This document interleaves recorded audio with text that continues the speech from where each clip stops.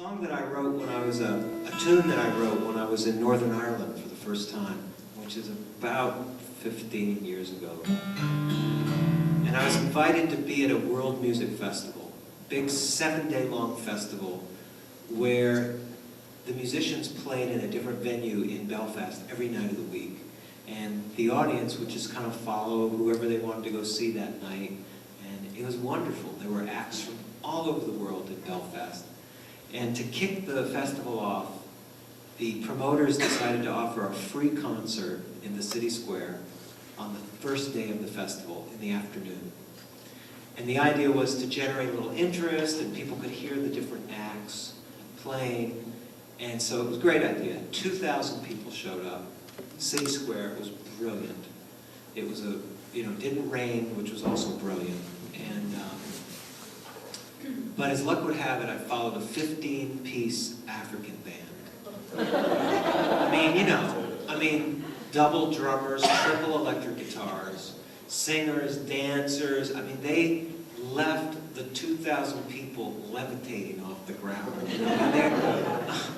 And I had to follow them. I mean, I didn't want to hear myself after that. You can be sure they didn't want to hear me either. I felt like such a piece of Wonder Bread, just standing there kind of spongy and not much nutrition. So I was very nervous because it was actually kind of hostile. They wanted more of the African band, and the deal was 15, 20 minutes tops, get off stage. Done. So I'm there and I'm like, oh my gosh, what is wrong with my life that I have to, that this happens. So I'm thinking like that, and I'm like, oh gosh, you feel the tension. And I don't know if you've been to a really big concert, but they have these huge speakers to the right and left of the stage. They're kind of in front of the stage. You can't really hear anything out of them.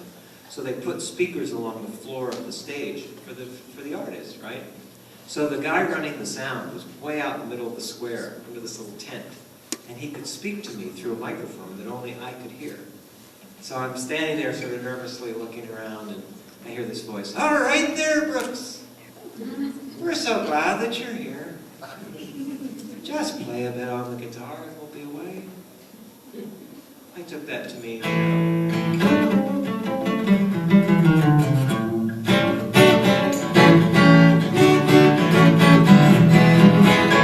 I was going on like that for a long time. And I finally stopped and I said, "Well, how was that?"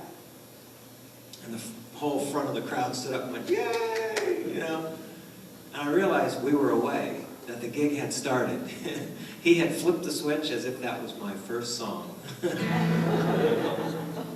But the irony of the whole thing was, for the rest of the week, people came up to my gigs in the different venues and they said, "Play that one you started with in the square. That was brilliant. The rest I could do without." Anyway, so the joke throughout the week was that I tried to recreate the feel of what I was doing there.